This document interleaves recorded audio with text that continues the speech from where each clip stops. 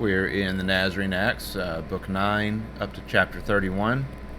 So we'll go ahead and get started. And therefore, if we desire salvation, we ought above all to seek after knowledge, being sure that if our mind remain in ignorance, we shall endure not only the evils of Genesis, but also whatever other evils from without the demons may please, unless fear of laws and of the judgment to come resist all our desires and check the violence of sinning.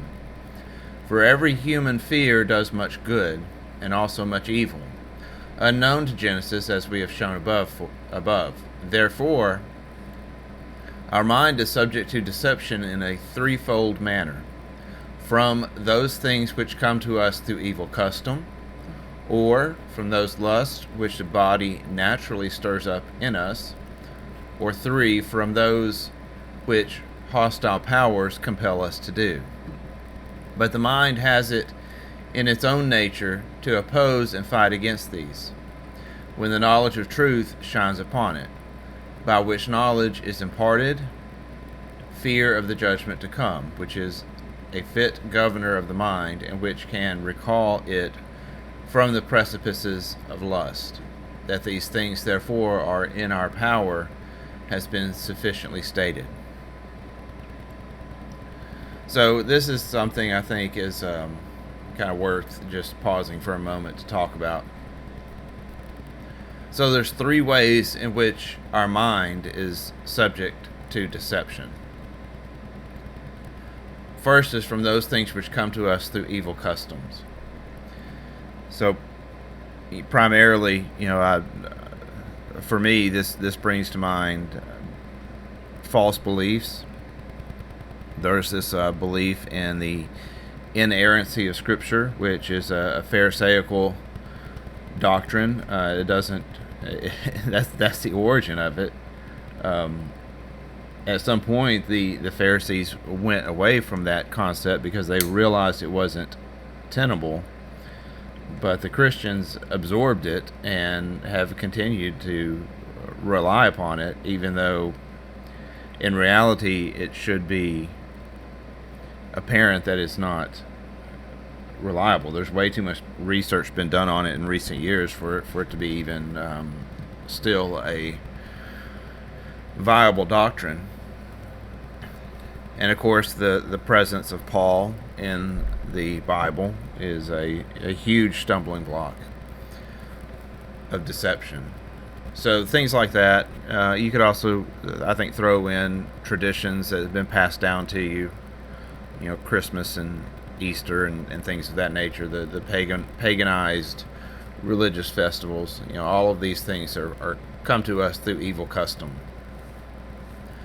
Number 2, from those lusts which body naturally stirs up in us. So, of course, this would be, on one hand, it could be sexual lust, which is just a natural part of biology. But then there's also this lust for flesh, which, the lust for eating certain foods that you shouldn't be eating. These are the type of things that can be used to deceive us and to cause us to fall into sin.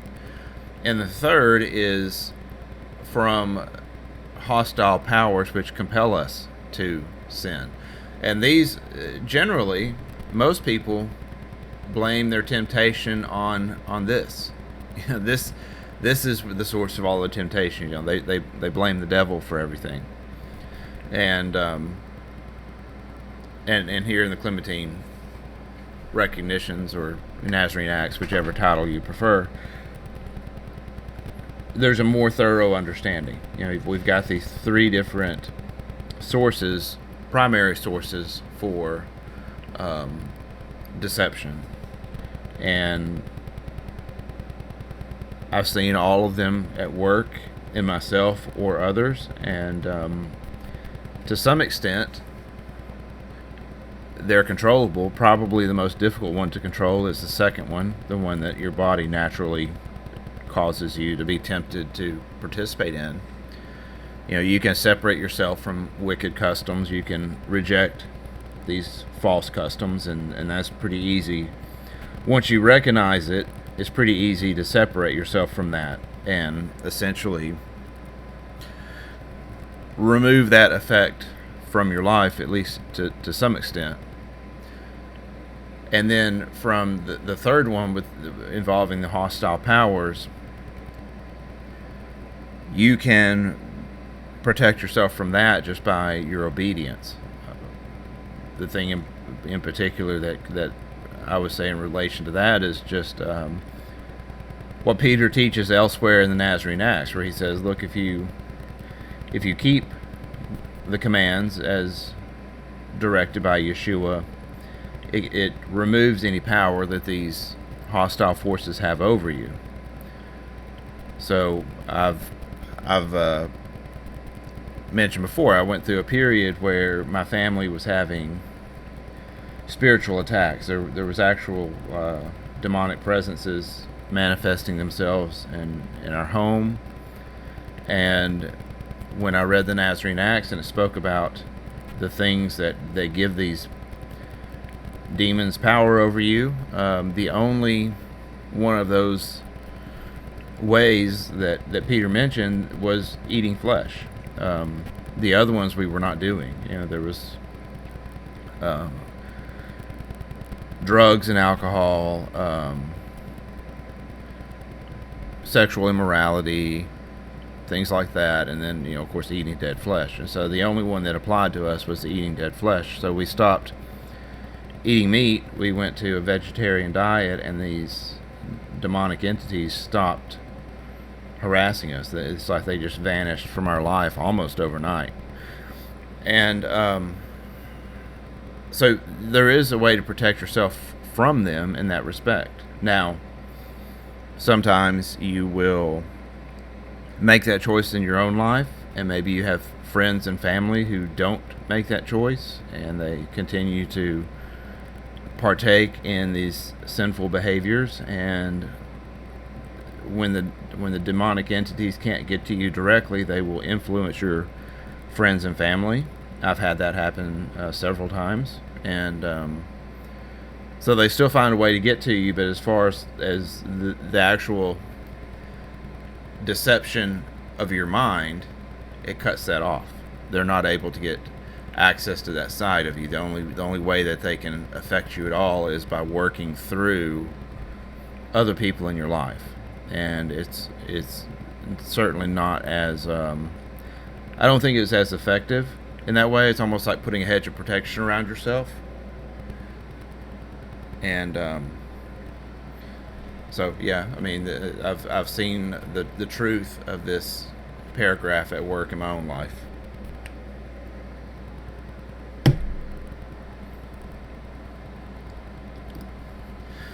It says, now, old man, if you have anything to say in answer to these things, say on.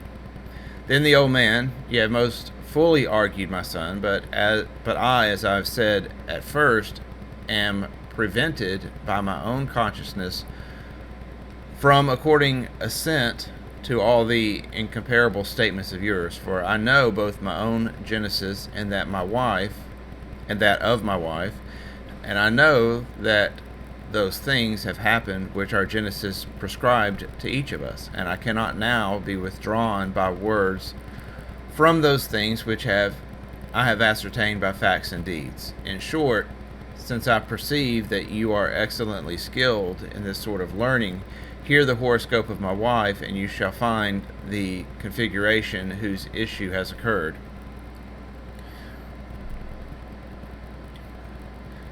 As a side note or a related note, one thing I've learned about, I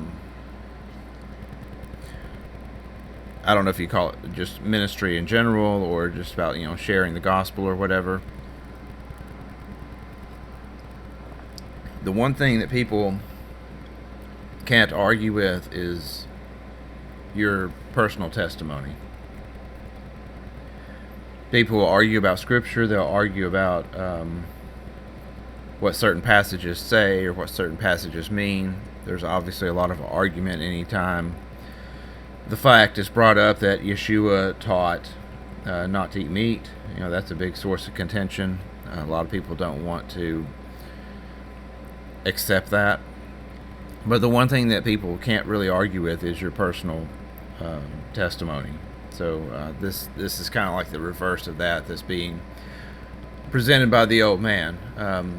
Clement made a good argument about the fact that Genesis doesn't exist, but then the old man says, I have personal testimony that I think will override that, and that's it's kind of coming from the other side on that. But just as a side note, I mean that's it's a useful tool if you can use your personal testimony when presenting the truth to somebody. It's probably the most effective tool in your tool belt there.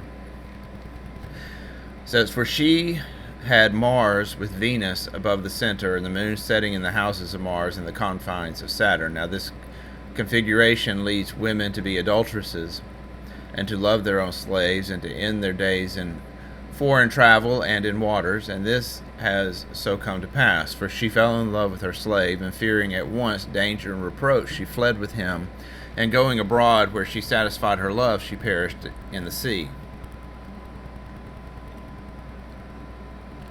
Then I answered, How know you that she cohabitated with her slave abroad and died in his society?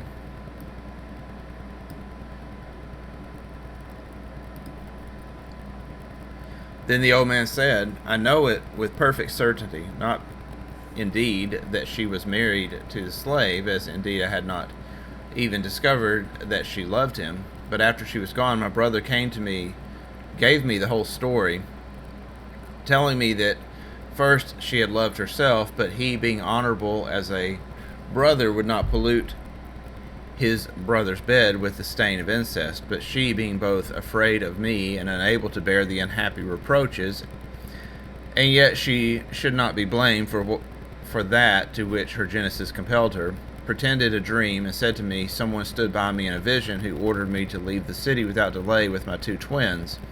When I heard this, being anxious for her safety and that of my sons, I immediately sent away her and the children, retaining with myself one who was younger. For this she said that he had permitted who had given her warning. For this she said he had permitted who gave her warning in her sleep. Then I, Clement, understanding that he perchance was my father, was drowned in tears, and my brothers also were ready to rush forward and to disclose the matter. But Peter restrained them, saying, Be quiet until I give you permission. Therefore Peter answering said to the old man, What is the name of your younger son? And he said, Clement. Then Peter, If I shall this day restore to you your most chaste wife and your 3 sons, will you believe that a modest mind can overcome unreasonable impulses, and that all things that have been spoken by us are true, and that Genesis is nothing? Then said the old man, As it is impossible for you to perform what you have promised, so it is impossible that anything can take place apart from Genesis. Then said Peter, I wish to have all who are here present as witnesses that I shall this day hand over to you your wife, who is living most chastely with your 3 sons. And now take a token of these things from this, that I know the whole story much more accurately than you do, and I shall relate the whole occurrences in order, both that you may know them and that those who are present may learn. When he had said this, he turned to the crowds and thus began, This person you see, O men, in this poor garb is a citizen of the city of Rome, descended from the stock of Caesar himself. His name is Faustinus. He obtained as his wife a woman of the highest rank, Mathidia by name. By her he has 3 sons, 2 of whom are twins, and the one who is the younger, whose name is Clement, is this man. When he said this, he pointed to me with his finger. And the twin sons are these men, Nicetas and Aquila, the ones whom was formerly called Faustinus and Faustus. But as soon as Peter pronounced our names, as his old man's limbs were weakened, and he fell down in a swoon, but we, his sons, rushed to him and embraced and kissed him, fearing that we might not be able to recall his spirit. And while these things were going on, the people were confounded with very wonder.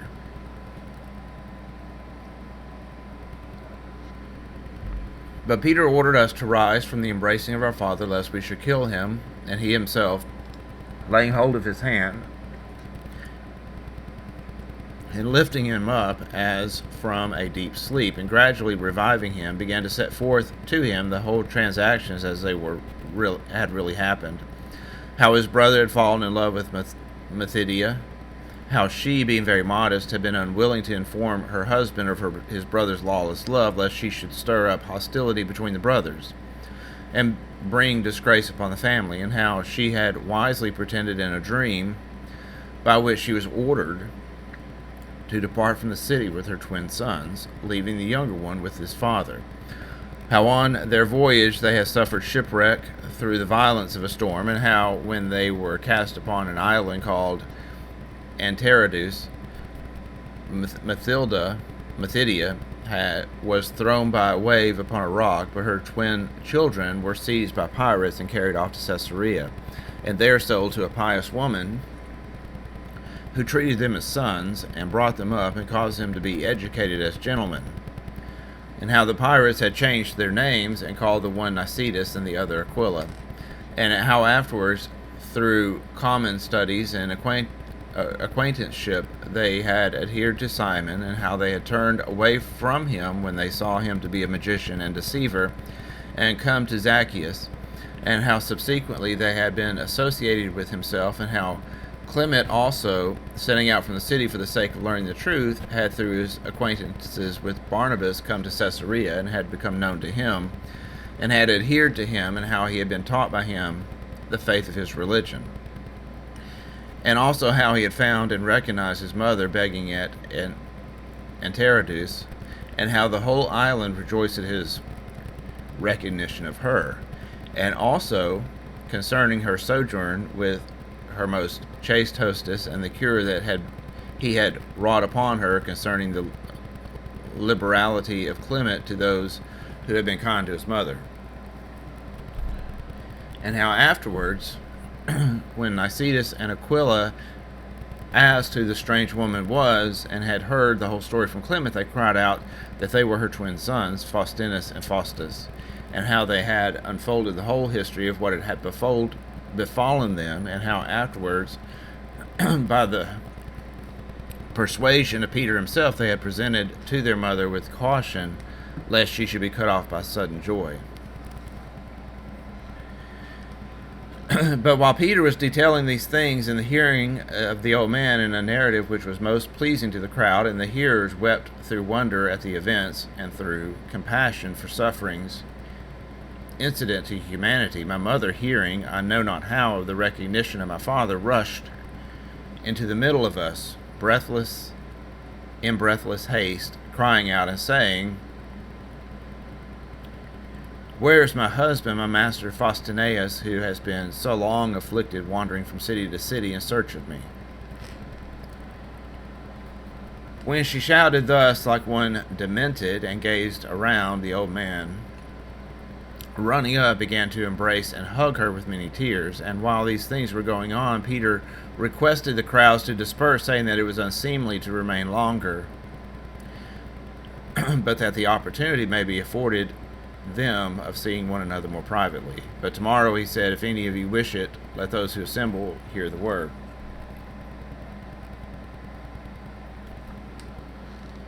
When Peter had thus said this, the crowds dispersed, and when we also were intending to go to our lodging, the master of the house said to us, "It is base and wicked that such and so great men should stay in a hostelry, when I have almost my whole house empty, and very many beds spread, and all necessary things provided." But when Peter refused, the wife of the householder